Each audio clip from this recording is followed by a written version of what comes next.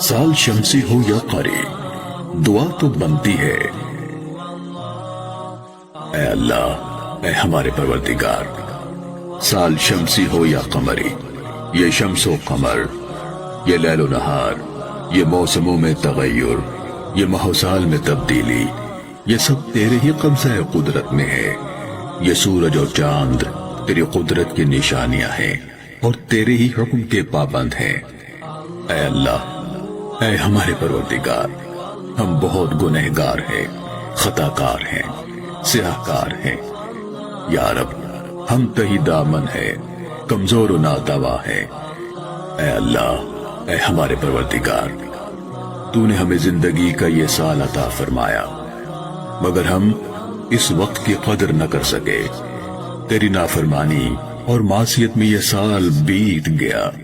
یا رب، کتنے ہی ہمارے پیارے جو ہمارے ساتھ تھے، ہمارے ساتھ کھاتے پیتے تھے، ہمارے ساتھ اٹھتے بیٹھتے تھے اور ہمارے ساتھ ہنستے کھیلتے تھے، مگر اب وہ ہمارے ساتھ نہیں۔ اے اللہ، اے ہمارے پروردگار، تو ہمیں بھی مٹی کے حوالے کر سکتا تھا، مگر تو نے اپنے فضل و کرم سے ہمیں مہلت عطا فرمائی۔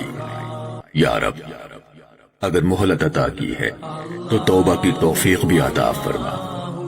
ہم اس برس میں اپنے کیے تمام گناہوں سے توبہ کرتے ہیں، ہماری توبہ قبول فرما۔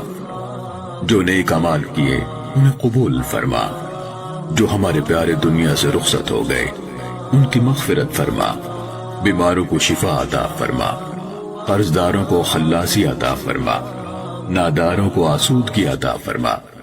جن جن کی جو نیک تمنائیں اور خواہشات ہیں انہیں پورا فرما۔ نئے سال کو ہمارے لیے خیر و برکت کا، کامیابی و کامرانی کا اور معصیت کے بجائے اپنی فرما برداری کا ذریعہ بنا۔